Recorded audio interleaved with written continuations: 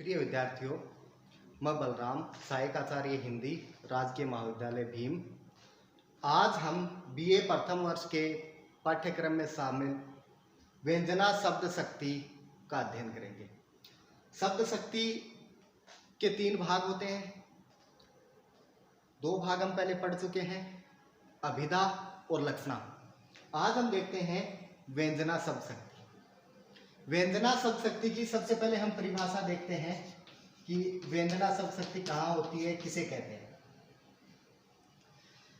जब किसी शब्द में उसका अर्थ न तो वाच्यार्थ से प्रकट होता है, न लक्ष्यार्थ से प्रकट होता है, बल्कि संदर्भ और परिस्थिति के अनुसार अलग अलग अर्थ लिया जाता है, तो उस शब्द को व्यंग्यार्थ कहा जाता है और उस शब्द शक्ति को व्यंजना शब्द शक्ति कहा जाता है।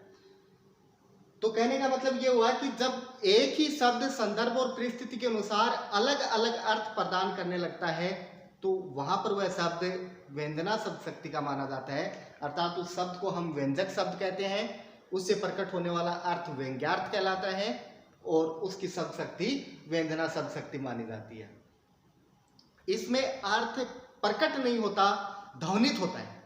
अर्थात जिस प्रकार हम घंटे पर चोट मारते हैं तो उसकी एक चोट सबसे पहले हमें सुनाई देती है, लेकिन धीरे धीरे बाद में कई देर तक उसकी ध्वनि आती रहती है, अर्थात ध्वनित होता रहता है। उसी प्रकार जैसे ही कोई वाक्य बोला जाता है तो उसका वाच्यार्थ सीधा समझ में आ जाता है, लेकिन उसके बाद उसका जो ध्वनित अर्थ होता है, अर्थात जो अन्य अर्थ होता है, वो भी धीरे धीरे हमारे समझ में आता है। तो धीरे धीरे समझ में आने वाला अर्थ है, वो ही व्यंजना शब्द शक्ति का कार्य करता है। जैसे हम उदाहरण लेते हैं,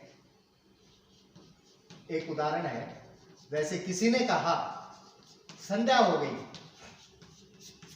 इसका सामान्य अर्थ या वाच्यार्थ तो ये है कि शाम हो गई, सूर्य डूब गया, लेकिन इसका ध्वनित अर्थ जो है वो हर व्यक्ति के लिए अलग अलग हो सकता है। अर्थात संदर्भ और परिस्थिति के अनुसार इस एक ही वाक्य के अनेकों अर्थ लिए जा सकते हैं। जैसे मान लो यही शब्द बच्चों ने यदि सुना तो बच्चों के लिए संध्या का जो समय है वो अपने घर लौटने का, अर्थात खेल समाप्त करने का टाइम है। यदि यही वाक्य किसी गृहिणी के द्वारा सुना गया तो उसके लिए ये वाक्य खाना तैयार करने का हो गया। यदि इसी वाक्य को किसी मंदिर का पुजारी सुनता है तो उसके लिए इसका अर्थ हो जाता है कि अभी आरती का टाइम हो गया। तो वाक्य एक ही है, लेकिन इसके अर्थ अलग अलग हैं, इसलिए इसमें व्यंजना शब्द शक्ति मानी जाती है। अब हम इसके अन्य उदाहरण देखते हैं। जैसे पहले हम इसकी बात करते हैं कि व्यंजना शब्द शक्ति है। व्यंजना शब्द शक्ति को भी दोबारा 2 भागों में विभाजित कर दिया गया है। पहला है शाब्दिक व्यंजना और दूसरा है आर्थी व्यंजना। नामों से स्पष्ट है, नामों से ही स्पष्ट है। शाब्दिक जो है ये शब्द से बना है और आर्थी अर्थ से बना है। अर्थात शाब्दिक व्यंजना वहां पर होगी जहां पर किसी शब्द विशेष के कारण व्यंजना शब्द शक्ति पाई जाती है, और आर्थी व्यंजना वहां होगी जहां शब्द विशेष के कारण नहीं होकर अर्थ विशेष के कारण व्यंजना शब्द शक्ति होती है। अब शब्द विशेष का क्या पता चलता है?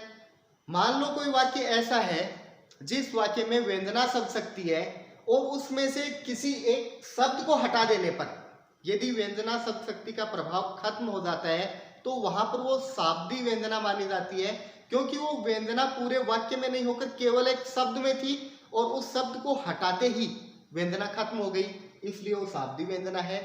आर्थी व्यंजना वहां होगी जहां पर यदि शब्द का पर्यायवाची भी हम रख देंगे तो व्यंजना में कोई फर्क नहीं पड़ेगा, अर्थात उसके संदर्भ और परिस्थिति के अनुसार अर्थ वो ही निकलेंगे जो पर्यायवाची रखने से पहले निकल रहे थे। इसलिए शाब्दिक और आर्थी 2 भेद होते हैं। शाब्दिक व्यंजना सबसे पहले हम लेते हैं, इसका उदाहरण देखते हैं। उदाहरण है, अजो तर्यो ना ही रहो, अजो तर्यो ना ही रहो, श्रुति सेवत इकंग।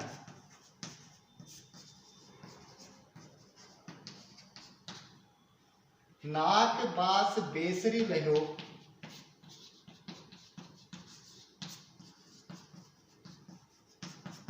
बसी मुकुतन के संग।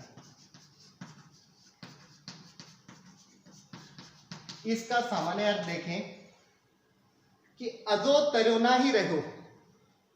तरोना जो है ये कान का आभूषण होता है, श्रुति का अर्थ कान होता है, तो इसका अर्थ ये हुआ कि केवल कान की सेवा करने के कारण अर्थात कान के संपर्क में रहने के कारण तरोना है वो उच्च स्थान का अधिकारी नहीं बन पाया, जबकि नाक बास बेसरी लेओ बसी मुकुतन के संग, जबकि मोतियों के साथ रहने के कारण जो बेसर है वो नाक में स्थान पाने का अधिकारी बन गया, अर्थात मोतियों के संग रहने के कारण बेसर है उसको नाक में स्थान मिला, अर्थात प्रतिष्ठित जगह पर स्थान मिला। सामान्य सा अर्थ तो ये है कि तरोना है वो केवल श्रुति की सेवा करने के कारण केवल कान तक सीमित होकर रह गया, जबकि मोतियों के संग होने के कारण बेसर है ये नाक जैसे महत्वपूर्ण स्थान का अधिकारी बन गया।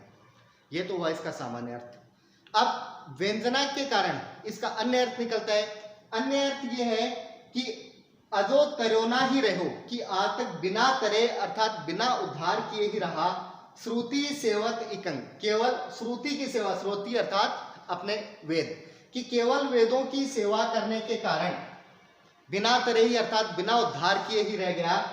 नाक बास बेसरी लेहो बसी मुकुतन के संग, यहाँ मुकुतन का अर्थ है सज्जन व्यक्ति, अच्छे व्यक्ति, कि सज्जन व्यक्तियों के संग होने के कारण जो अधम व्यक्ति है, बेसर का अर्थ है अधम व्यक्ति, अधम व्यक्ति भी नाक का अधिकारी हो गया, अर्थात नाक का अर्थ है स्वर्ग, कि जो अधम व्यक्ति है वो भी स्वर्ग का अधिकारी हो गया। अर्थात इसमें शब्द 3-4 हैं जो श्लेष हैं। जैसे तरोना के हमने 2 अर्थ लिए, एक तो बिना तरे अर्थात बिना उद्धार किए, दूसरा है कान का आभूषण। नाक का अर्थ भी एक स्वर्ग हो गया, दूसरा नासिका हो गया। बेसर का अर्थ एक बेसर का मोती तो नाक में पहना जाता है, और दूसरा अधम व्यक्ति। यहाँ ये सारे के सारे शब्द हैं, इनके पर्यायवाची रखते ही इसका अर्थ अपने आप खत्म हो जाता है। जब तक ये शब्द हैं तब तक ही श्लेष हैं, बाकी इसका पर्यायवाची रखते ही अर्थ खत्म होता है। इसलिए यहाँ पर शाब्दिक व्यंजना शब्द शक्ति मानी जाती है। हम इसका दूसरा उदाहरण देखते हैं।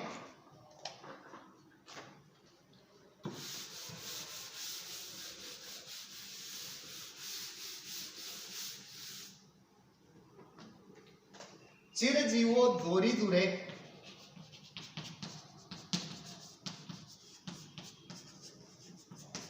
क्यों न स्नेह गंभीर, को घटी, यह है वर्ष भानुदा, वो हलधर के वीर।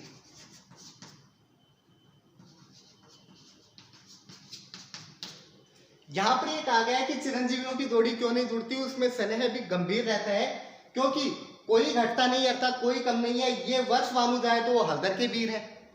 सामान्य सा एक ही अर्थ है, लेकिन श्लेष से ये 2 शब्द हैं, वर्ष भानुदा और हलधर के वीर, इनके 2 अर्थ लिए गए हैं। वर्ष भानुदा का अर्थ एक तो राधा लिया गया है कि वर्ष भानुदा अर्थात वर्ष भानु की पुत्री, और इस हलधर के वीर, हलधर का एक अर्थ यहाँ पर बलराम लिया गया है कि बलराम के वीर अर्थात कृष्ण। और यदि इस वर्ष भानुदा का अर्थ हमने राधा लिया है तो हलधर के वीर का अर्थ कृष्ण लिया जाएगा। वैसे यदि वर्ष भानुदा का हम संधि छेद करते हैं तो वर्षभ प्लस अनुजा, वर्षभ का अर्थ होता है बैल, और बैल की अनुजा अर्थात बैल की छोटी बहन मतलब गाय, और हलधर का अर्थ बैल होता है, और बैल के वीर अर्थात बैल का भाई बैल। तो यहाँ पर यदि वर्ष भानुदा शब्द का अर्थ राधा लिया जाएगा तो हलधर के वीर का अर्थ कृष्ण होगा, और वर्ष भानुदा का अर्थ यदि गाय लिया जाएगा तो हलधर के वीर का अर्थ बैल होगा। तो यहाँ पर शब्द हैं, इन दोनों शब्दों के 2 अर्थ अर्थात दोनों शब्द श्लेष हैं।